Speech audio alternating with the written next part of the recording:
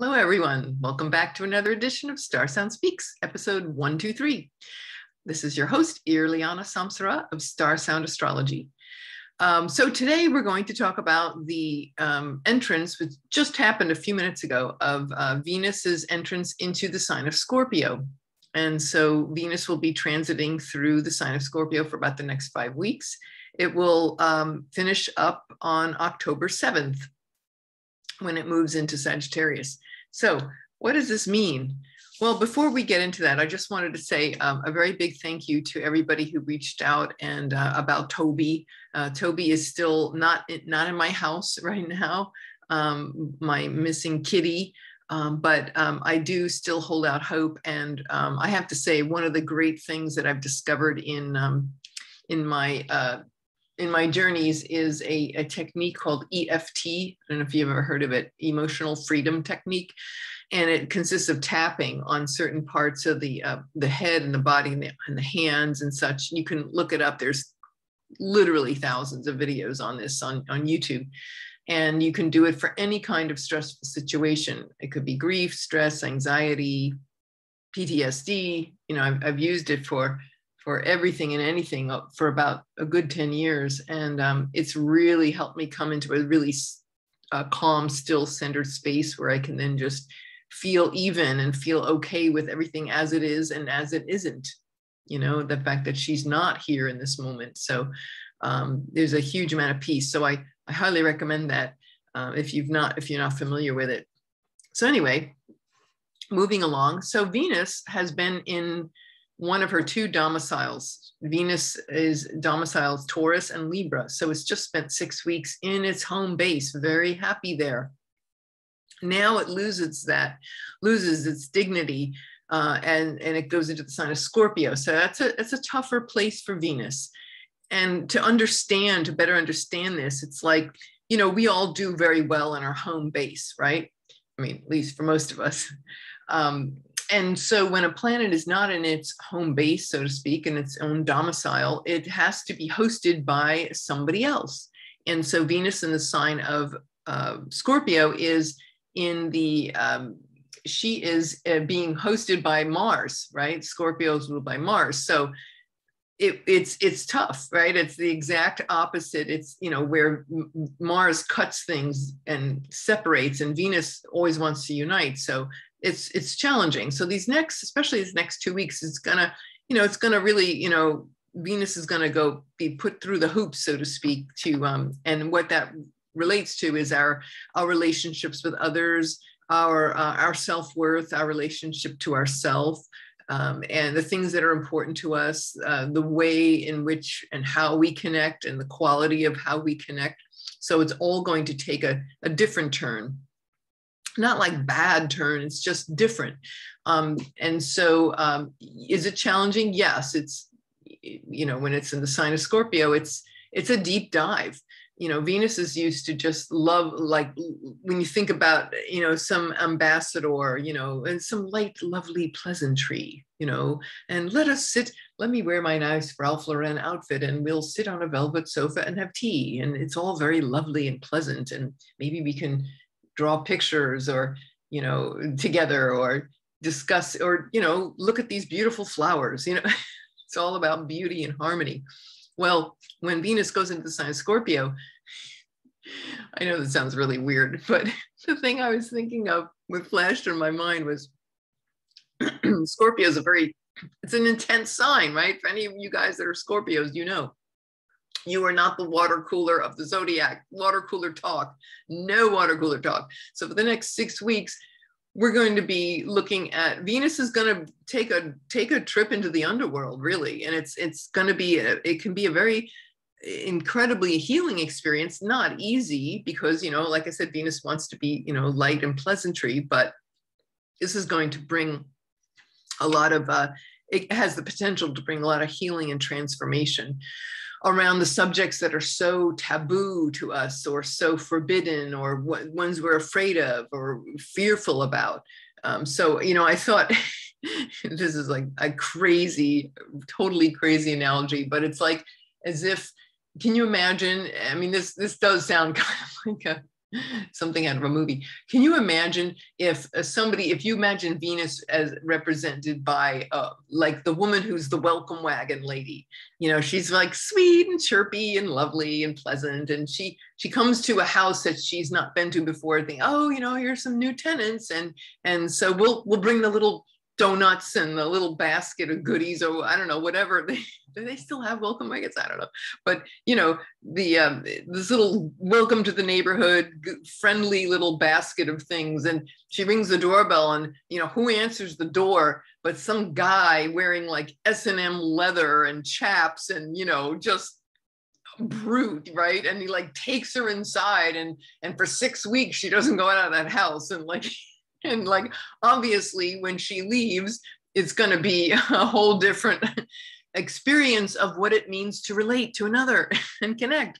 So you know, these, or a Hell's Angel, or somebody who's like really, really intense, you know, they think of some heavy duty scorpionic dude with, you know, whips and chains, and I don't know, just you know, really hardcore, intensive, in your face kind of, you know, look at your deepest taboos. What are you afraid of? What are you afraid to let go of? What are you afraid to explore as in your love relationships, in wanting to achieve peace and harmony? What are the taboo subjects in your life that you perhaps have stuffed?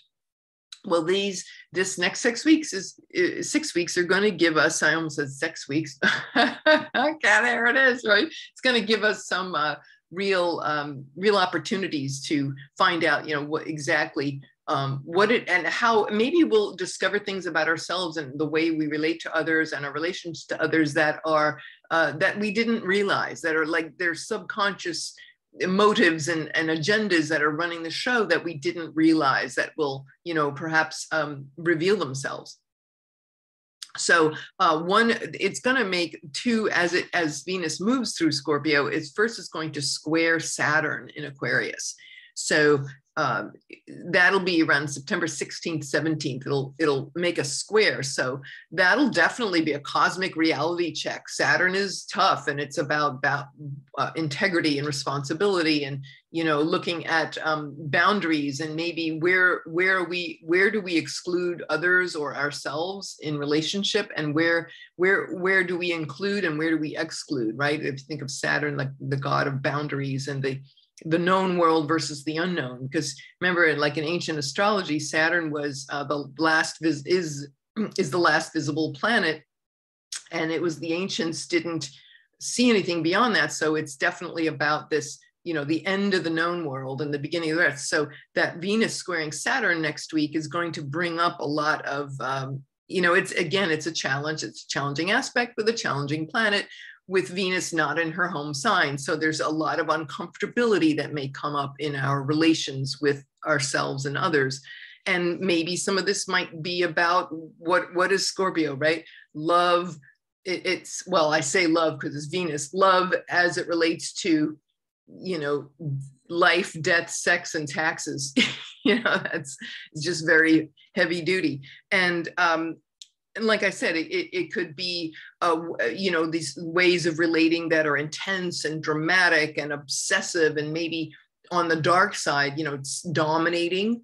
Maybe there would be some revealing about where we feel like we have to not even consciously want to dominate or win, dominate or compete or dominate a situation, where maybe there's secrets or fears, or where we want to feel we feel we need to control, consciously or unconsciously. Maybe survival, letting go. You get the picture. Like, these are the kinds of things that may come up, especially when it makes that square with Saturn.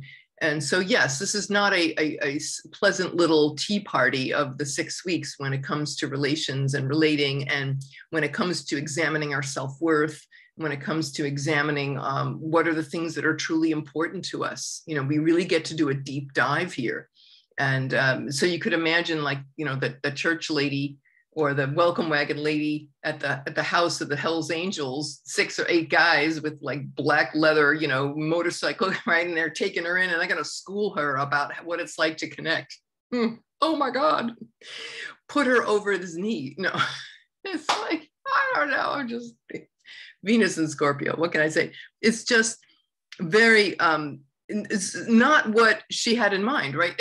And didn't realize that relating can take many levels and dimensions. So it's definitely like an otherworldly underworld field, you know, and when we come back up out of that, when it enters Sag, we will be the wiser for having seen these things that perhaps we had been very afraid of. But it's like we might also consider it's like we all desire harmony, right, and agreement in relationships, and maybe the good news about Venus not being in her domicile, being in exile, as it's technically termed as exile.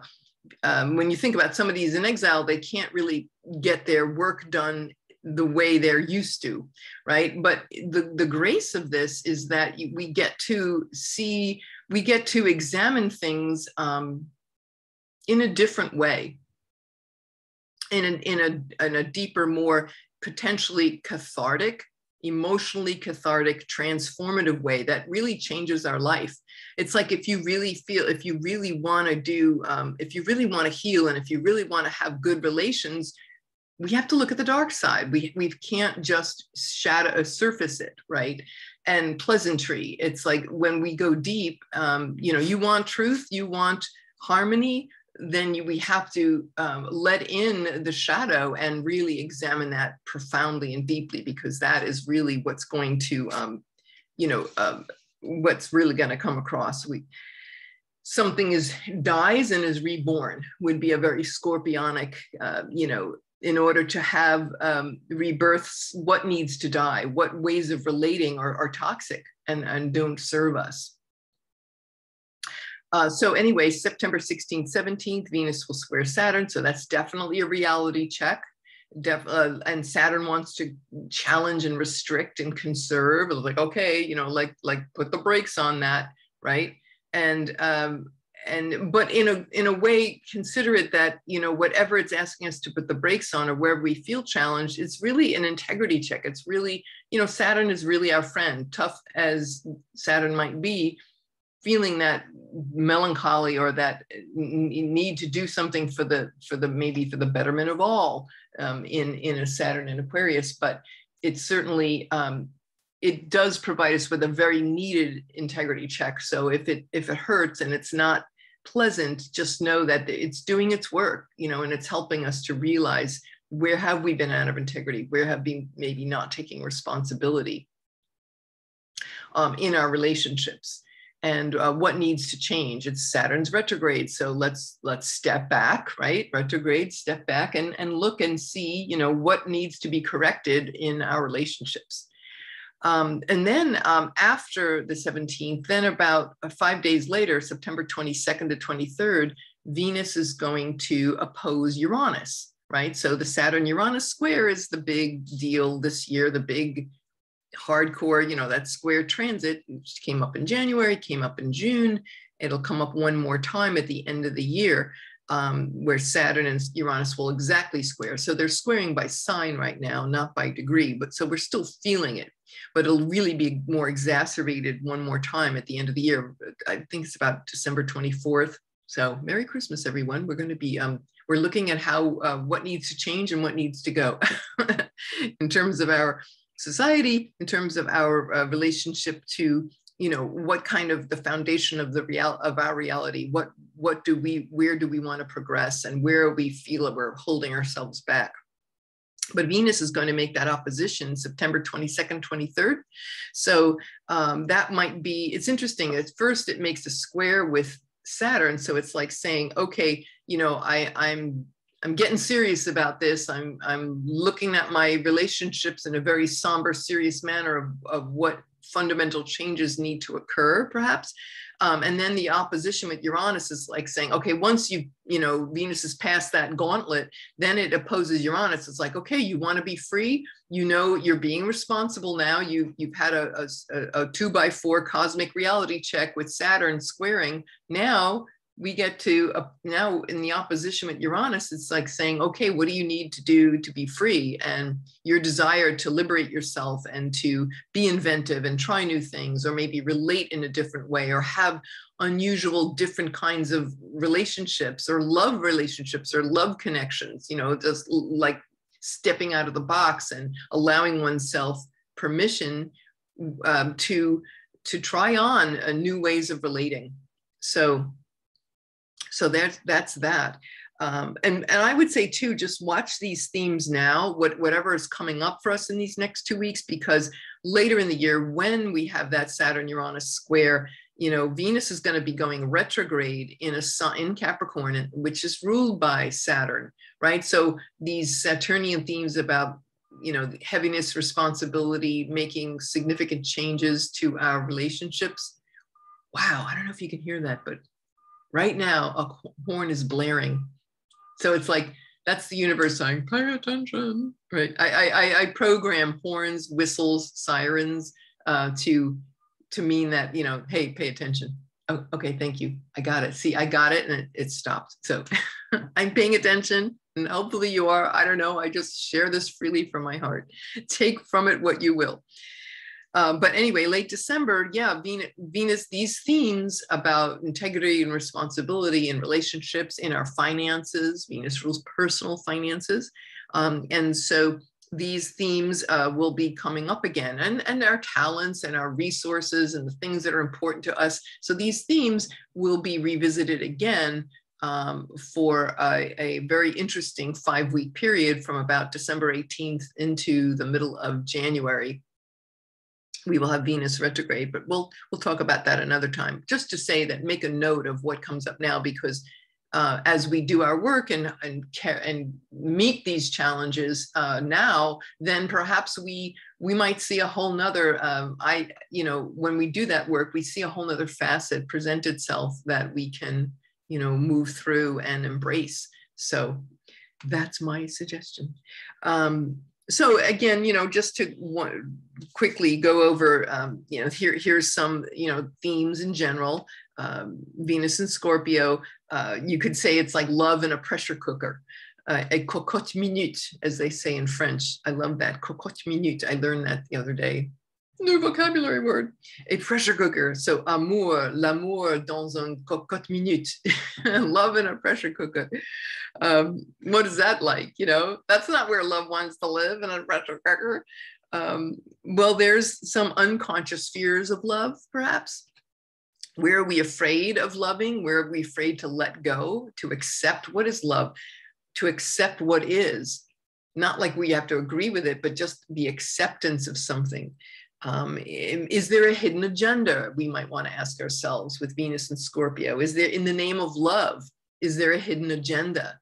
Do we let's really be, and Saturn is going to demand honesty and from in the middle of the month, it's going to say, really, let's get real here, people. You say you don't have an agenda, but look closer.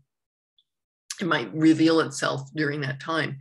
Are we dominating or controlling others, consciously or unconsciously? Maybe the way we relate over these next 6 weeks could have a very deep, dark undertone, which could be very scary, but also ultimately transforming, having that potential. I would say be aware of our patterns of relating to others where we might be manipulating somebody, manipulating energy, or allowing others to manipulate us, like under my thumb kind of thing, and maybe jealousy or rigidity or obsession. Those are all very dark scorpionic themes, and jealousy too with Venus and Scorpio, could be like presencing these traits that are something we want to shove under the rug. Energy vampires come up for me too when I contemplated this. Who are we being in our relationships? And I think of that, it was a funny show on Netflix, What We Do in the Shadows. It's about those bumbling vampires in Staten Island. It's hysterical if you haven't seen it. But anyway, there's this one episode in one of the first or second season, and there's this character named Doug, and he's an energy vampire, and he's just this boring looking man. He's got glasses, and he looks like he just stepped out of some, you know, Midwestern Chamber of Commerce gathering, you know, just really, you know, run-of-the-mill average Joe guy. And so he doesn't look like, he doesn't have fangs, he doesn't look like the other vampires, he's just an energy vampire, so you can't tell that he's a vampire by his appearance. But there's this one episode where he meets a woman named Evie, which is funny, right? Evie. And she had her name plate on the desk, and she was in the office where he works, and he realized that she was an energy vampire too. And they finally confront each other, and it's a scene where they're both like floating, levitating in the air, and they're trying to, one is trying to dominate the other for the energy to siphon, right? It's with Scorpio, it's like kill or be killed, siphon or be siphoned with Venus and Scorpio. Right. So they were like trying, you know, who's going to get the other one first. And then they realized, you know, it's no use trying to battle it out. And then they decide, well, maybe they're going to fall in love and have a relationship together. And of course, you know, that doesn't exactly work out, but it's funny as hell. But I thought of that too. It's like the way Doug takes energy from people is he doesn't draw blood like the regular vampires. He just stands there and he opens his mouth. Oh, and he just stands there with his mouth open, and what he's doing is like sucking up all the drama. So when he's in the presence of somebody having a difficult time or some angry, yet people hollering and yelling and shouting, that's all drama, right? So he's just there sucking it up like a vacuum cleaner. So I thought of that with Venus and Scorpio. You know, it's a good time to look around and say, who's like that in our lives? Is there a situation or person or that calls that forth? And, you know, it's time to, you know, have that hard look, and how that stands in the way of true peace and love and harmony. Are we using, another question, are we using intensity, you know, the intenseness of the Scorpio transit? Are we using these depths and this deep introspective, cathartic emotional experiences to gratify ourselves? Or are we using it to help ourselves or another heal? You know, where we come, what's our agenda here? Are we really wanting to help people, or is it an ego trip? You know, to feel, people can use sex to feel in control, obviously, right? It's this dance between, you know, it's like, you know, yin and yang. And, or where are we coming from with our connections, our sexual connections, our sexuality? I think about, I know Tiger Woods has Venus and Scorpio, I think it's 28 degrees. And I thought, wow, that's interesting, because Venus rules luxury items, and the name of his yacht was called the Privacy. Couldn't get better than that, right? Venus and Scorpio, Privacy, the yacht. But of course, he is very much a changed man now. But if you remember back, 12 years ago, when the big scandal with his now ex-wife, with all the cheating scandal, he, you know, what is he, had like 13 or 14 women, you know, but it was a classic situation. Would have liked to have seen his chart when all that was going down, but it went on a long time, and it was, of course, secretive, right? Very scorpionic. These relationships and hookups were all very secret, and they and when you get the quality with Venus and Scorpio is, you know, this, it could be that, you know, and he, I have a very good friend who's in the golf business, and she had a kind of a theory about why and how that happened. And she said, you know, in the beginning, of course, when he first won the Masters, he was only like 21 years old, and he was this kind of geeky, tall, geeky kid, you know, and as soon as he emerged onto the national and international stage, he started winning all these tournaments. He became this humongous golf rock star, right? And maybe, you know, you can see how with Venus and Scorpio, like that might have gone to his head, where he starts feeling like, hey, man, I'm pretty cool. Like suddenly the geeky the tall, thin, geeky guy was now, he's built and he's got all these women and all this, you know, starts coming his way. And it's very alluring, right? Very magnetic, which is very much Scorpio, right? You're just like, wow, you know, and so money, sex, and power, very, very alluring, very intoxicating. And Venus, right? So he started attracting all these women. And so, you know, but where was that agenda coming from? Was it a conquering mentality? Because that's kind of what, you know, Venus and Scorpio is challenging. So it's like he put another notch on his belt buckle or something, you know, and you can see how this was obviously from this point of being, you know, feeling like, you know, he had this Mars kind of energy of wanting to dominate women and secret. And of course, it blew up as things always do when we're out of integrity. Eventually, Saturn will come along and say hello. But I think that it sounds like he's in a better place now. He had to go to therapy.